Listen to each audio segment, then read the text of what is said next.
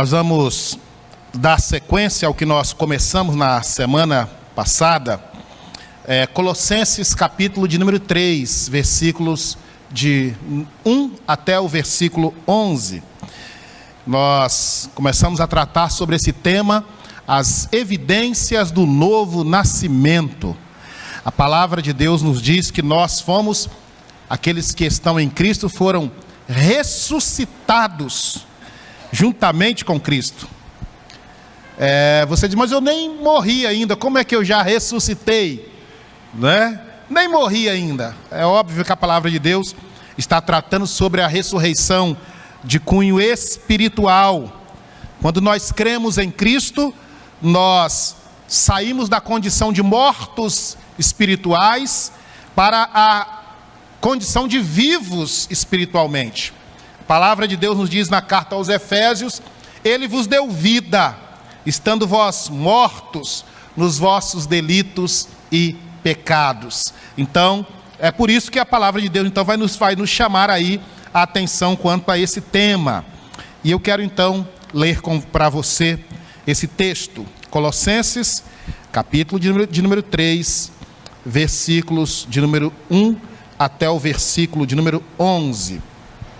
Acompanhe, por favor, a leitura que eu estarei fazendo.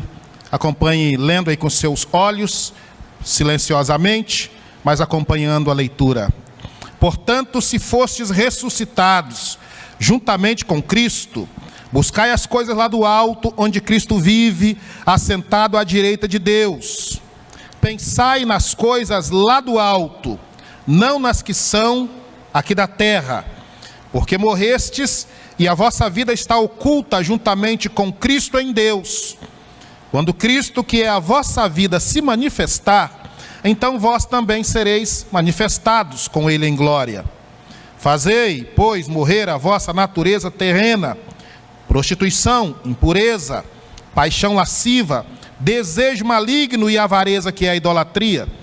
Por estas coisas é que vem a ira de Deus sobre os filhos da desobediência. Ora, nestas mesmas coisas andastes vós noutro tempo, quando vivíeis nelas. Agora, porém, despojai-vos igualmente de tudo isto: ira, indignação, maldade, maledicência, linguagem obscena do vosso falar. Não mintais uns aos outros, uma vez que vos despistes do velho homem com seus feitos e vos revestistes do novo homem, que se refaz para o pleno conhecimento segundo a imagem daquele que o criou, no qual não pode haver grego nem judeu, circuncisão nem incircuncisão, bárbaro, cita, escravo, livre, porém Cristo é tudo em todos. Então observe que nós deixamos em destaque a parte em amarelo, que é a parte que nós estaremos expondo basicamente hoje. Até o versículo 10 foi o que nós expomos então na semana passada. Nós expusemos ali que se eu de fato nasci de novo, eu preciso dar provas desta mudança operada em mim. E Paulo então vai deixar claro isso aí. Se você foi ressuscitado com Cristo, a primeira evidência, Paulo diz: busca as coisas lá do alto, onde Cristo vive, não as que são aqui da terra. Sua preocupação não é necessariamente: para de brigar na rede social por Bolsonaro e por Lula. Para com esse negócio, em nome de Jesus. Busca as coisas do alto, onde Cristo vive. Você tem o seu direito de expor sua opinião, obviamente, mas não perde tempo com esse monte de coisas, não.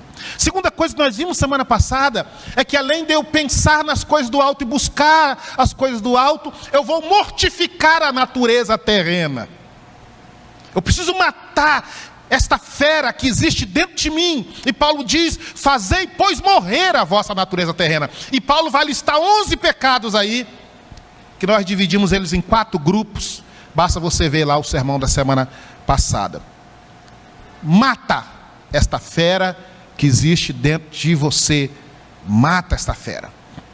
Bom, nós então hoje vamos ver algumas outras evidências deste novo nascimento espiritual.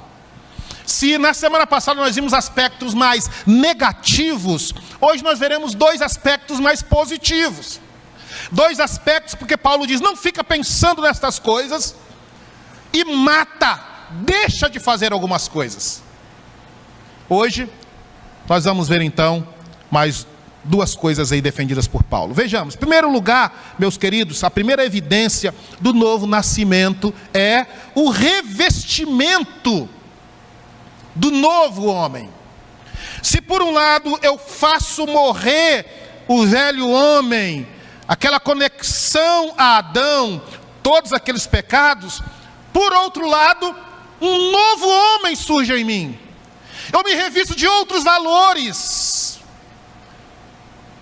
Paulo nos diz de maneira muito clara aí: e vos revestistes do novo homem, que se refaz para o pleno conhecimento, segundo a imagem daquele que o criou. Observe que por um lado eu mato, eu crucifico a velha natureza, e por outro lado, uma nova natureza, um novo homem surge em mim, um novo ser. Não mais aquele homem ligado a Adão, o velho homem, mas ao novo Adão que é Jesus. Isso é muito importante que eu pense nisso. O verbo revestir aí, meus irmãos, traz a ideia de continuidade. Eu vou me revestir, revestindo. E é algo interessante aí a gente perceber que a palavra de Deus, usando esse verbo revestir, ele traz a ideia de alguém que chega em casa.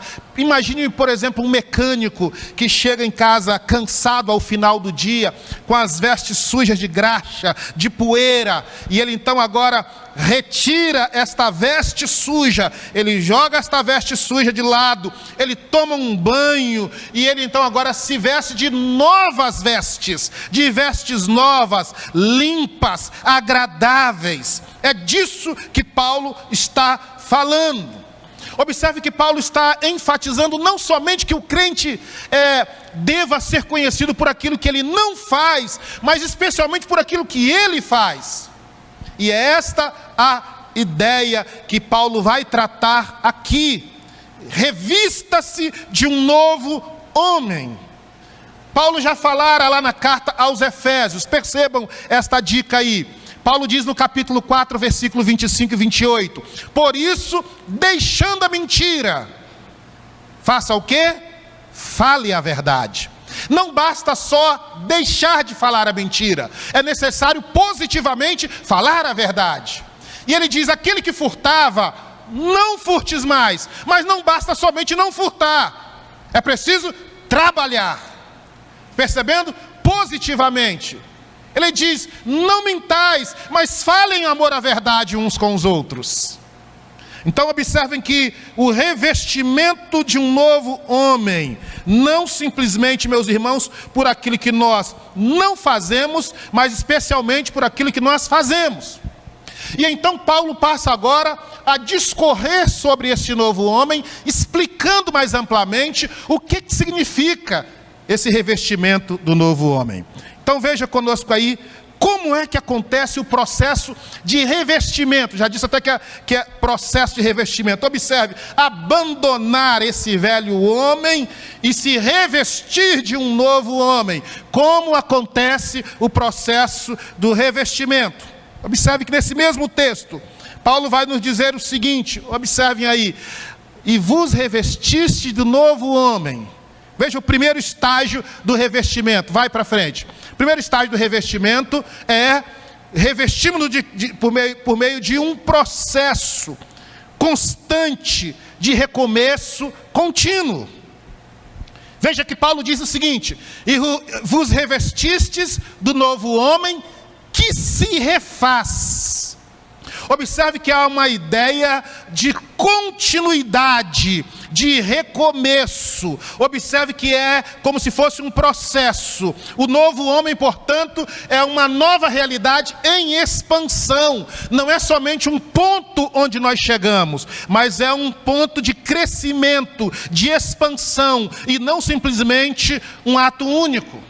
Este novo homem, segundo os estudiosos, é como uma plantinha que vai se expandindo, renascendo, reaprendendo. Por isso é necessário paciência. Como nos revestimos? Por meio de um processo constante de recomeço contínuo. Então, paciência. Mas em segundo lugar, Paulo ainda nos diz que além de haver um processo constante de recomeço, o novo homem também, ele surge por meio de uma definição de um alvo elevadíssimo a alcançar. Olha que o texto nos diz: e vos revestistes de um novo homem que se refaz. Agora há um objetivo: para o pleno conhecimento. Observe que há um alvo: o pleno conhecimento de Deus. Eu não posso dizer que surgiu um novo homem, mas que esse homem novo não conhece aquele que o fez novo. E ele não somente quer conhecer superficialmente a Cristo, ele quer conhecer a Cristo profundamente. Por isso, esse substantivo conhecer está na forma intensiva, e a Bíblia, na linguagem atualizada, traduz por pleno conhecimento, não simplesmente um conhecimento superficial. A ideia de Paulo aqui se assemelha muito à ideia de Ezequiel capítulo 47. Quando a palavra de Deus nos diz que as águas do Espírito inicialmente dão no tornozelo, e então esta pessoa avança e ela chega então na altura, primeiro essas águas estão na altura do tornozelo, depois a pessoa avança e ela chega aos joelhos, depois ela avança, ela chega aos ombros, e ela avança mais e mais, aí só tem como ser levado a nado, ser conduzido. Portanto, meus queridos, é necessário que se a gente quer crescer, que nós conheçamos de fato a Cristo, não somente buscando informações acerca de Jesus, mas nos relacionando pessoalmente com Ele, por meio da oração, por meio do estudo da palavra. É assim que esse novo homem vai surgindo, por meio de uma definição de um alvo elevadíssimo. Qual é o meu alvo? Que eu conheça plenamente a Cristo. Isso é muito importante. Isso é muito importante. Nós, portanto, manifestamos o nosso conhecimento por meio desta experiência pessoal com Jesus. Acho interessante que a minha esposa costuma usar um ditado. Ela diz assim: de longe, ela vai me puxar a orelha hoje. Ela diz assim: de longe, todos nós somos perfeitos.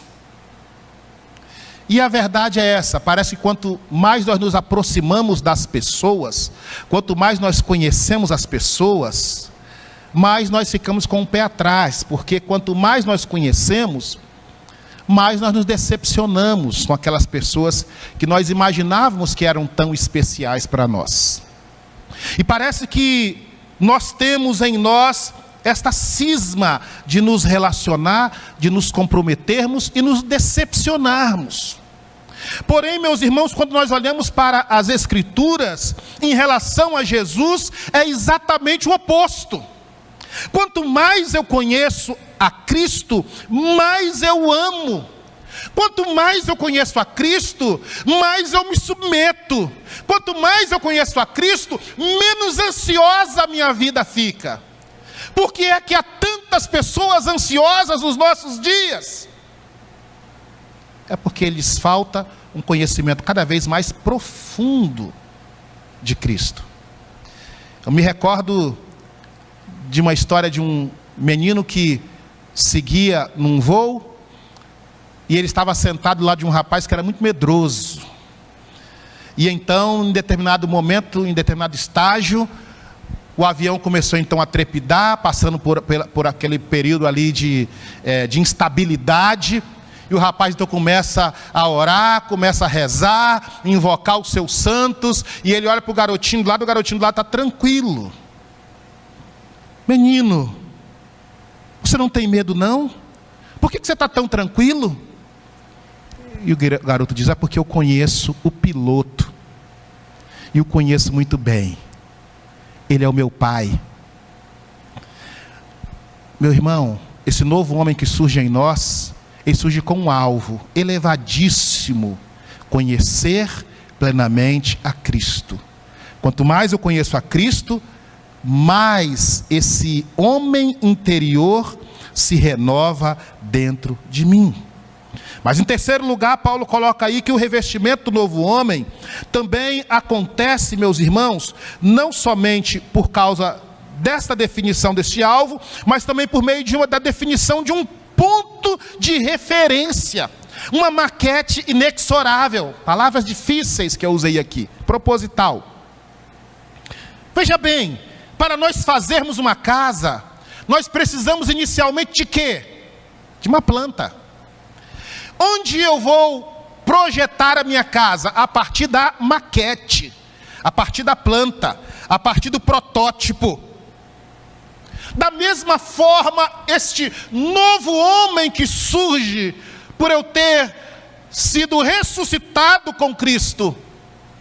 Observe que o texto vai dizer que este novo homem se renova para o pleno conhecimento, mas aí diz, segundo a imagem daquele que o criou. Observe que há um ponto de referência, onde esse novo homem vai se calcar, para se enxergar como um novo homem. O molde dele não é outro, senão o próprio Deus. Isso é muito importante. Deus é a própria maquete. Percebam que não é à toa que a palavra de Deus vai nos dizer, sede santos, como eu sou santo. A maquete sou eu. A sua santidade tem que ser uma santidade derivada da minha, que é a origem. Eu sou esta fonte, esta maquete inexorável, ou seja, permanente, duradoura, estável, modelar. É segundo a imagem daquele que o criou. Isso aqui é muito importante, meus irmãos. Lembram-se que quando o homem foi criado, a palavra de Deus nos diz que ele foi criado à imagem de Deus, à imagem e semelhança de Deus. Adão refletia a imagem de Deus. Porém, num determinado momento, Adão peca. E o que acontece? Adão não perde a imagem de Deus, mas esta imagem de Deus que está em Adão, ela fica então poluída, desfigurada. Esta imagem de Deus em Adão fica desgastada. E então, meu irmão, é importante que a gente consiga discernir isso. Percebam, numa noite de lua cheia, você olha para um lago cristalino, e você consegue perceber, numa noite de lua cheia, o reflexo da lua, a lua brilhando no lago. No entanto, meus queridos, se o lago estiver sujo, a lua continua brilhando e refletindo, mas você não consegue vê-la. Esse homem se refaz para o pleno conhecimento, segundo a imagem daquele que o criou. Ou seja, só vai haver crescimento real, só vai haver novo homem, quando eu começar a refletir a imagem de Deus em mim. Quando eu começar a ser santo, como Deus é santo. Para que eu comece a ser justo, como Deus é justo, misericordioso, como Deus é misericordioso, para que eu seja benevolente, como Deus é benevolente, para que eu seja, meus irmãos, sábio, nobre, como Deus é, porque Ele é esta maquete inexorável.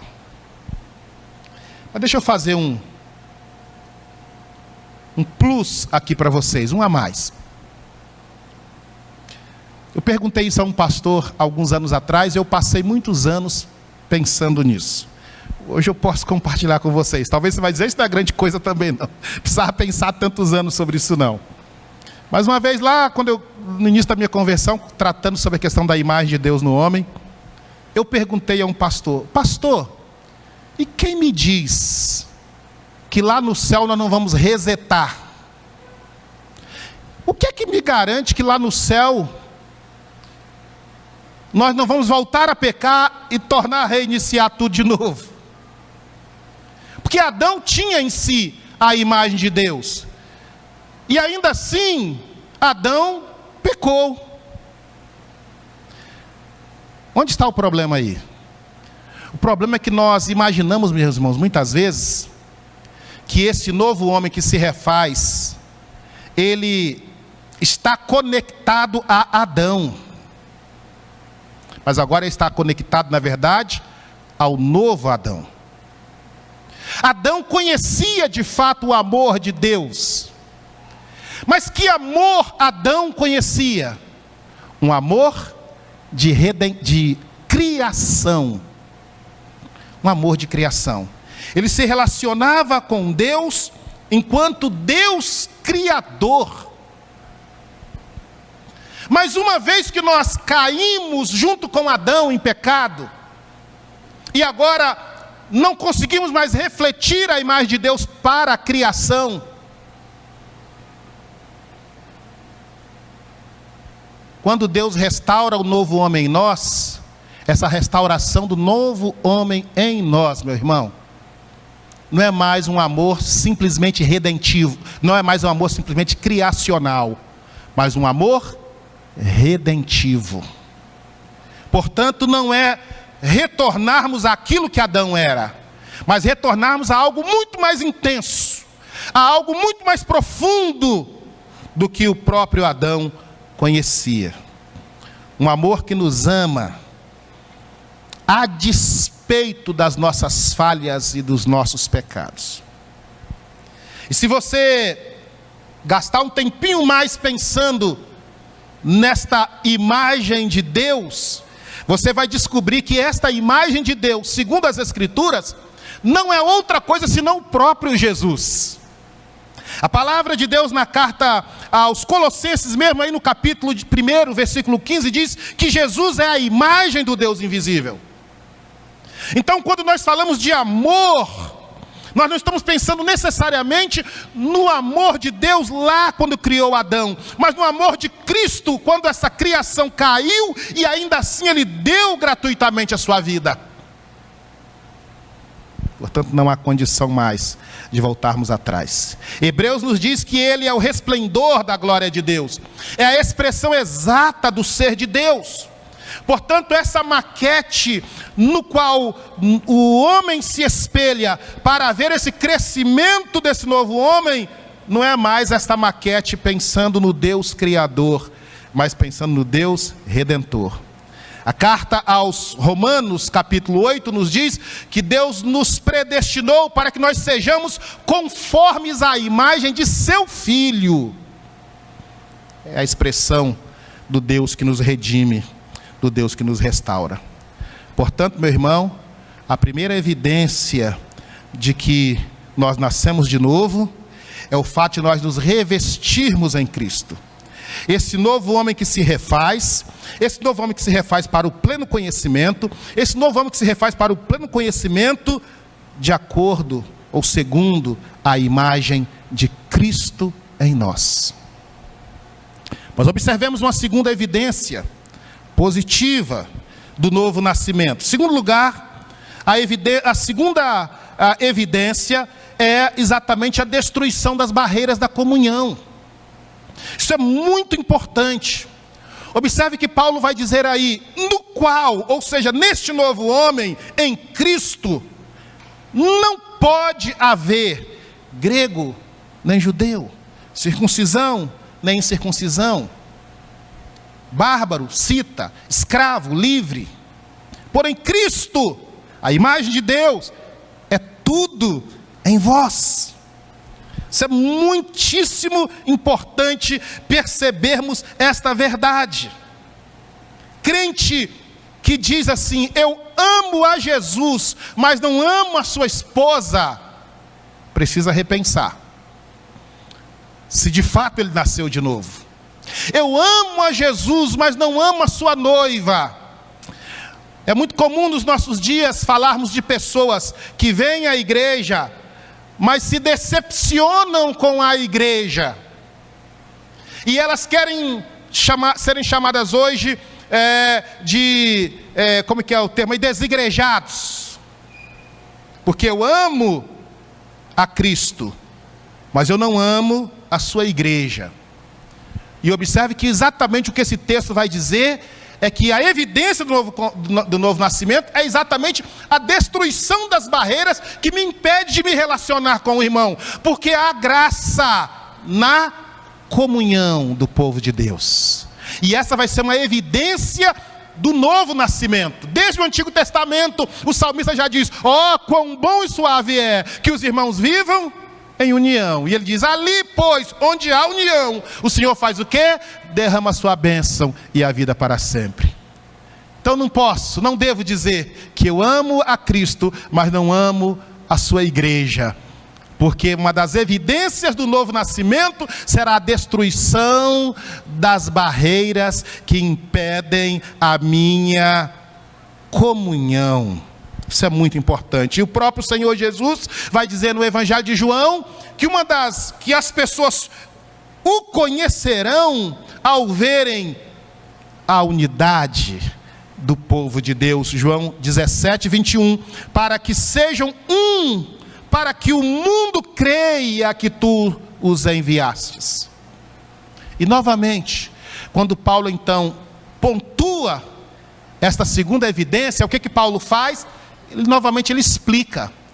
Lembra que eu falei com vocês na semana passada? Paulo fala alguma coisa e ele explica. E depois ele vai explicar aquilo que ele explicou. Então percebam, ele vai dizer a parede da destruição. E agora ele vai explicar isso. E nós vamos ver com vocês aqui quais são as barreiras então que devem cair. Que está claro aí para nós. Vejamos aí as barreiras que Paulo pontua. Em primeiro lugar, a primeira barreira que Paulo diz que precisa cair são as barreiras raciais. Paulo diz: no qual não pode haver, se eu nasci de novo, não pode haver barreiras raciais entre o povo de Deus. Não pode haver grego nem judeu. Os gregos primavam pela sabedoria e era um povo arrogante. O núcleo da filosofia até hoje estava na Grécia. E os gregos então consideravam todos os outros povos bárbaros. Mas se eu sendo uma nova criatura, não pode em mim haver divisão, esse tipo de divisão. O judeu se julgava o povo de Deus, e que Deus de fato tinha que salvá-los. Mas essas barreiras precisam cair, precisam ser destruídas, a partir do momento que eu entendo que um novo homem surgiu em mim, que um novo homem está se renovando em mim, precisa cair as barreiras raciais. Mas uma segunda barreira que Paulo vai colocar aí, meus irmãos, além das barreiras, obviamente, raciais, são as barreiras religiosas. Paulo diz que também em Cristo não pode haver circuncisão nem incircuncisão. Paulo está fazendo referência aqui a um rito da religiosidade judaica. Quando Davi vai enfrentar Golias, ele diz: quem é este incircunciso? E então Paulo vai dizer mais à frente que em Cristo não há circuncisão nem incircuncisão. Pelo menos duas vezes, na carta aos Coríntios e na carta aos Gálatas. Mostrando, portanto, que as barreiras religiosas não podem, as coisas que acontecem no ambiente, do nosso jeito de ser, não podem nos impedir. É comum você ir em algumas igrejas e dizerem: se você não guarda o sábado, você não é de Jesus. Eu não posso ter comunhão contigo. Se você não, na nossa própria igreja presbiteriana, vamos falar do nosso arraial, né? Alguns anos atrás, alguns irmãos diziam: se tiver bateria ali, nem naquela igreja eu piso. Percebam, meus irmãos, que estas questões religiosas, essas coisas têm que cair diante da realidade do novo homem em Cristo Jesus. Mas uma terceira barreira que Paulo vai colocar diante de nós, não somente barreiras religiosas, mas Paulo também vai colocar barreiras culturais. Ele diz que em Cristo não pode haver bárbaro, nem cita. Para o grego, como nós falamos, qualquer povo que não fosse grego, não tivesse nascido na Grécia, que não tivesse recebido a filosofia grega, eram bárbaros. E o cita é um tipo de bárbaro que habitava a região do Mar Negro. E era a escória dos bárbaros. Eram aqueles bárbaros mais primitivos. E então um historiador antigo, Flávio Joséfo, diz que diziam naquele tempo que o cita, ele só não era pior do que o cachorro e do que os animais. Mas tirando o cachorro e os animais, era a raça pior que existia, era essa raça dos bárbaros chamado cita. Pessoas que fazem as coisas diferentes da gente. Eu falei com os irmãos que uma coisa tola, que quando eu fui tomar café na casa de uma senhora, e eu a vi fazendo café, não colocando o pó dentro do coador, mas colocando o pó dentro do caldeirãozinho que estava lá com água, e mexendo aquilo ali, que eu vi aquela água preta, me deu vontade de vomitar. Mas é por quê? Não é porque necessariamente eu tenho nojo do café, é porque eu nunca tinha visto aquilo daquele jeito. E então alguém falando assim comigo: Valdemir, o que importa? Se você põe o café dentro lá do caldeirão, ou se você põe o café dentro do coador? O importante é que tudo vai sair café, rapaz. Mas às vezes as pessoas não fazem como nós algumas coisas, e nós as relegamos, dizemos: não, você não pode andar conosco. Paulo diz que este novo homem em Cristo, o fato dele crescer e expandir, é porque ele rompe com estas barreiras. Mas há uma quarta barreira ainda, que Paulo vai citar. E Paulo diz que em Cristo também não pode haver escravo nem livre.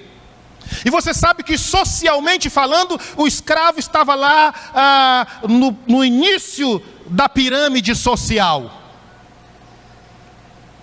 Porém, quando Paulo escreve a Filemon, tratando de um escravo fugitivo chamado Onésimo, que se converteu na cadeia, Paulo diz: agora você recebe esse escravo, não mais como escravo, mas como um irmão em Cristo Jesus. Porque em Cristo não podemos, esse tipo de coisa não pode existir. Não posso eleger determinada pessoa porque ela é rica, porque a família tem isso, ou porque ele é pobre. Isso não pode existir dentre o povo de Deus. E Paulo ainda narra mais duas barreiras.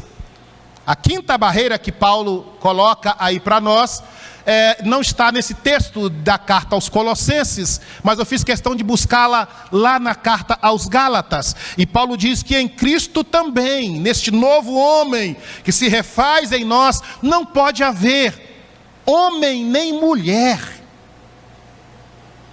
O pensamento de Paulo aqui não são em relação às funções que Deus estabeleceu, mas é dizer, pensa, para nós hoje isso não tem parece não ter muita relevância, mas até esse tempo as mulheres não eram contadas. Até algum tempo atrás que as mulheres, até menos de 100 anos atrás, que as mulheres começaram a votar. E alguns filósofos inclusive diziam que a mulher tinha apenas uma missão, que era gerar filhos. E é por isso que ela tem, inclusive, se eu não me engano foi Aristóteles que falou isso, que os filósofos falam uma besteira demais da conta. Em Cristo não pode haver homem nem mulher, mostrando que Deus fala também pela boca da mulher. O pensamento de Paulo aqui, meu irmão, não é se Deus liberou ou não liberou que a mulher seja ordenada. Isso não existe base bíblica para ordenação feminina. A mulher está debaixo da autoridade, mas a mulher, Deus a usa.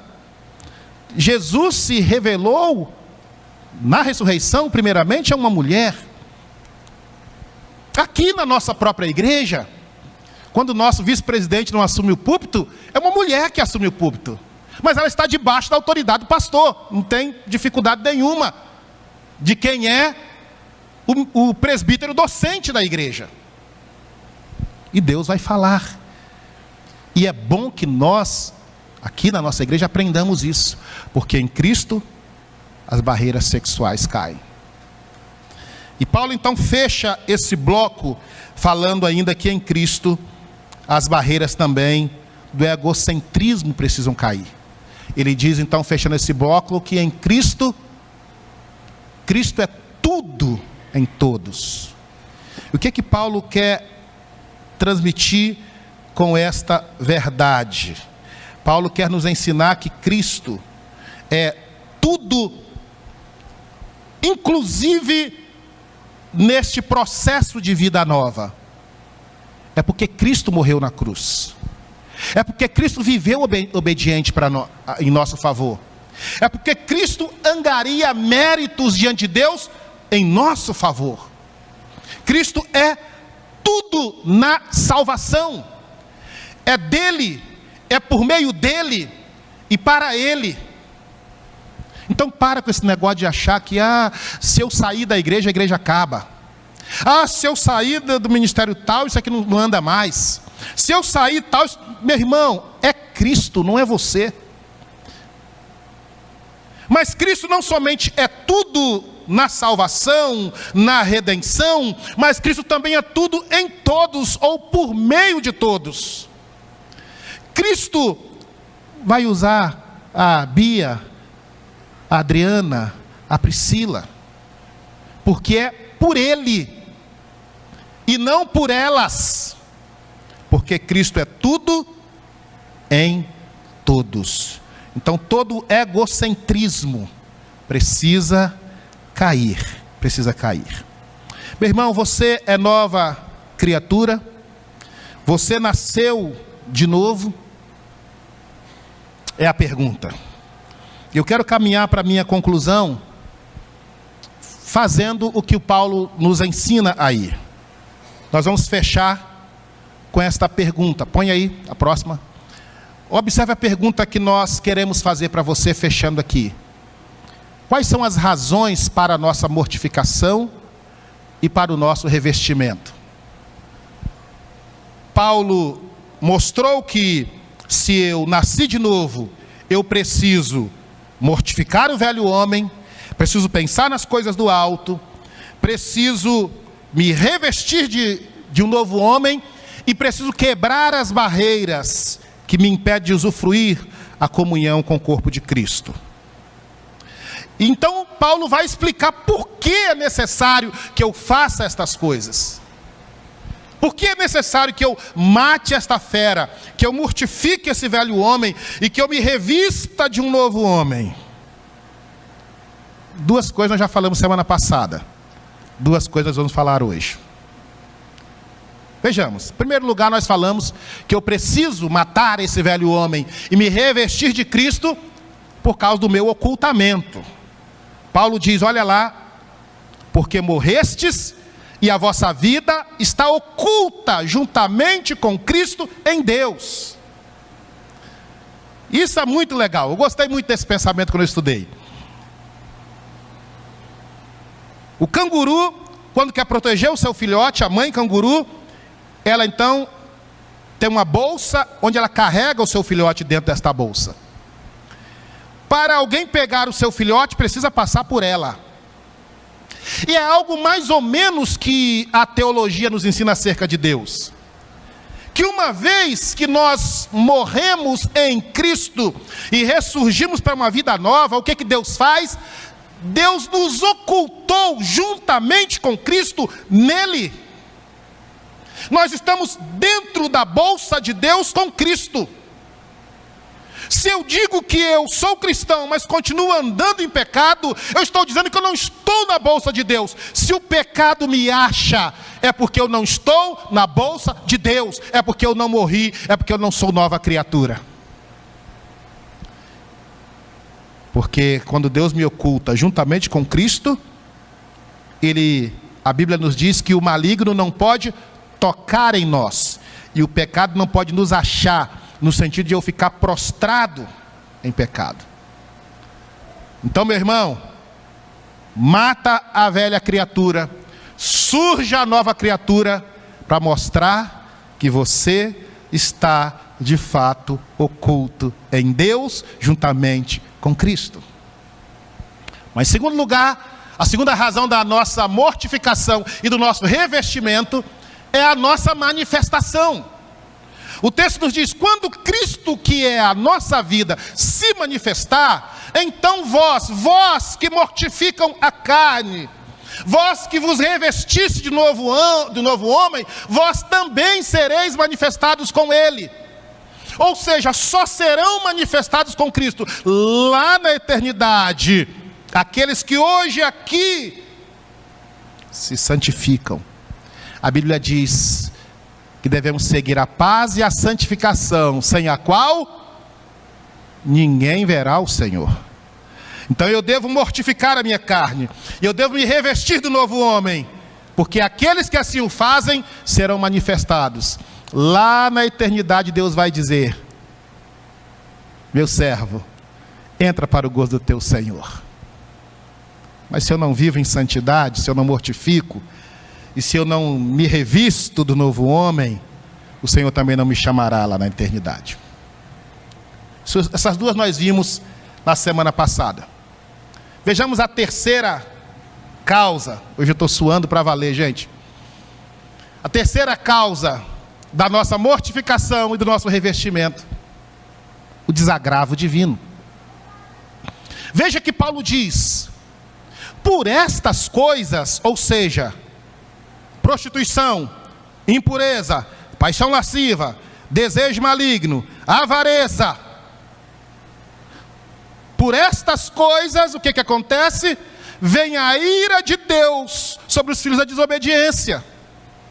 Então, se eu não me revisto de Cristo, e se eu não morro para esta velha vida, virá sobre mim o desagravo divino. A Bíblia nos diz que Deus é fogo consumidor. E aqui eu falo isso com muito temor e tremor, porque tem muita gente brincando com Deus nas igrejas. Num tempo em que os membros são chamados a louvar, a glorificar, a levantar as mãos, e são extremamente emocionalistas, e não há mais nas igrejas confissão de pecado, não, os pastores não têm ensinado mais os crentes esse negócio. Observe, nós precisamos nos conscientizar disso. Eu me recordo do meu tempo de mocidade, de um rapaz que vivia lá e vivia cá. Vivia lá e vivia cá. E a gente falava com ele. E vivia nas bebedeiras. E vivia nas farras. Mas sempre queria, de alguma forma, cargos na igreja. Então, num determinado dia, uma carreta o pega na BR-101 e o arrasta. E eu, jovem, ainda fui visitá-lo. E ele dizendo para mim: Valdemir, ora, porque duas coisas eu preciso decidir. Uma é voltar para a igreja e levar a sério a minha vida. Sabe por quê? Porque hoje eu tenho ciência de que isso me aconteceu como juízo de Deus. Porque não está escrito na Bíblia, mas a sabedoria popular nos diz que se você não vem pelo amor, você vem pela dor. E ora, me ajuda em oração, meu irmão, porque eu quero acertar minha vida com Deus. Preciso acertar realmente minha vida com Deus, porque eu estou debaixo do juízo de Deus. E me ajuda em oração, porque logo mais à tarde eu preciso dar a autorização para que o médico corte essa perna minha aqui em cima, na altura do fêmur, aqui em cima, porque a medicina diz que essa perna minha não tem mais jeito. Não tem mais jeito.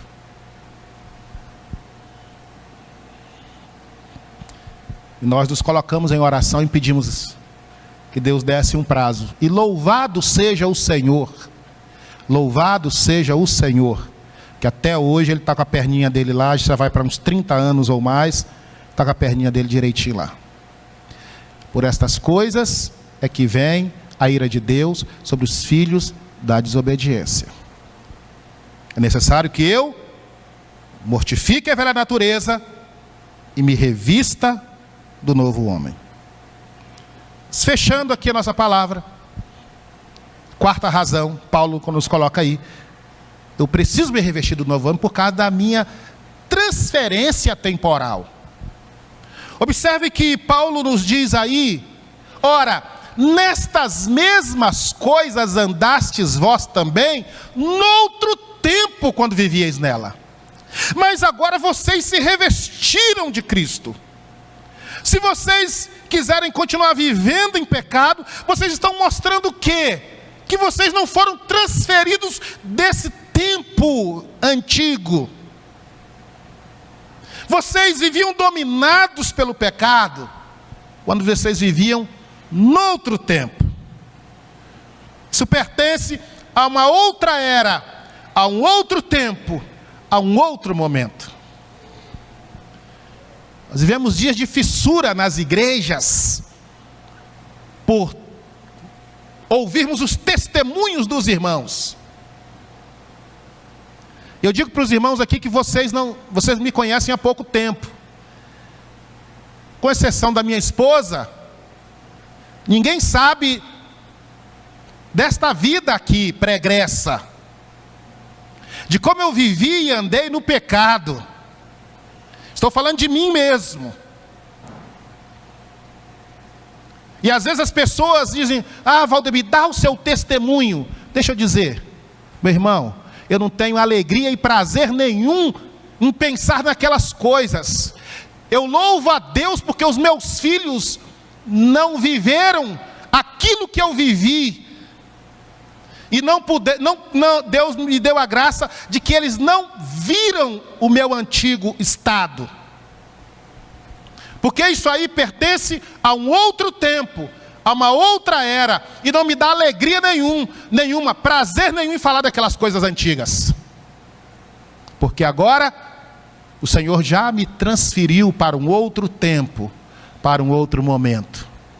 Se eu estou vivendo um outro tempo, se eu estou vivendo um outro momento, eu não posso de forma nenhuma fazer outra coisa a não ser me revestir mais e mais de Cristo, a não ser me renovar mais e mais a cada dia, a não ser olhar para a imagem de Deus e falar: Deus, eu quero ser tão santo como tu és santo, tão justo como tu és justo, tão misericordioso como tu és misericordioso, tão gracioso como tu és gracioso. Porque este é o meu tempo, esta é a minha hora. Deus já me libertou do império das trevas e já me transportou para o reino do Filho do seu amor. Já fomos transportados. Alguns crentes pensam que a salvação é como Deus ter criado uma ponte e fala assim para você: Adriana, agora atravesse a ponte, a minha parte eu já fiz. Mas não é isso que a Bíblia diz. A Bíblia não diz que Deus possibilitou a nossa salvação, mas que Deus de fato nos salvou. Que Deus nos retirou do império das trevas e nos transportou, e já nos colocou assentados nas regiões celestiais em Cristo. Já fomos ressuscitados em Cristo, já não somos mais, já não temos mais vínculo nenhum com a velha vida. Portanto, mortifica a carne e reveste-se mais e mais de Cristo. Paulo nos diz: considerai-vos mortos para o pecado, porém vivos para Deus. Amém, meu irmão? Amém? Amém. Que Deus te abençoe em nome de Jesus. Que você possa evidenciar este novo nascimento, esta nova vida em Cristo Jesus. Coloque-se de pé, vamos orar. Senhor, nós viemos à tua casa nesta noite, a certeza de que por tua palavra tu falarias aos nossos corações. E a nossa oração, Senhor, é que de alguma forma o Senhor movesse o coração do teu povo. Não me vejo aqui, Senhor Deus, como um santarrão, como um Senhor da verdade, mas como um expositor da tua palavra. O primeiro que necessita de tudo isso, Senhor, mortificar a carne e revestir-se de Cristo, sou eu mesmo. O mais carente, o mais necessitado, sou eu mesmo. Eu quero interceder em favor dos teus filhos, em favor das tuas filhas, em favor desses irmãos que estão, ó Deus, vivendo, talvez como se diz popularmente, como o diabo quer. Eu quero pedir que o Senhor, Espírito Santo de Deus, o Senhor mova em cada um destes corações. Eu não tenho capacidade, mas eu sei que se o Senhor, de fato, já salvou esse irmão, já salvou essa irmã, o Senhor vai gerar no coração dele e no coração dela aspirações santas, conformação com a imagem de Deus, que não é outro senão Jesus Cristo. Abençoa-nos assim, que recebamos esta palavra como palavra de Deus, que nos enquadremos dentro da verdade da tua palavra e não outra coisa mais. Nós precisamos, Senhor, nos abençoe. Faz isso, Espírito Santo, em meu coração, a começar em mim e no coração de cada um dos teus filhos, de jovens, de adolescentes, de crianças. Tenhamos uma geração que tenha esta maquete inexorável como ponto de início da sua vida espiritual, e que tenha o pleno conhecimento de Cristo como alvo supremo da sua vida. Conhecer mais e mais a Cristo, pois na tua palavra ele diz que a vida eterna não é outra coisa senão conhecer o Senhor. E a tua palavra nos diz, na carta aos Colossenses, que em Cristo estão ocultos todos os tesouros da sabedoria e do conhecimento. Dá-nos, ó Deus, este verdadeiro conhecimento, o pleno conhecimento de Cristo, para que não sejamos mais como meninos agitados de um lado para o outro. Firma as nossas vidas no centro da tua palavra, para a glória de Jesus Cristo.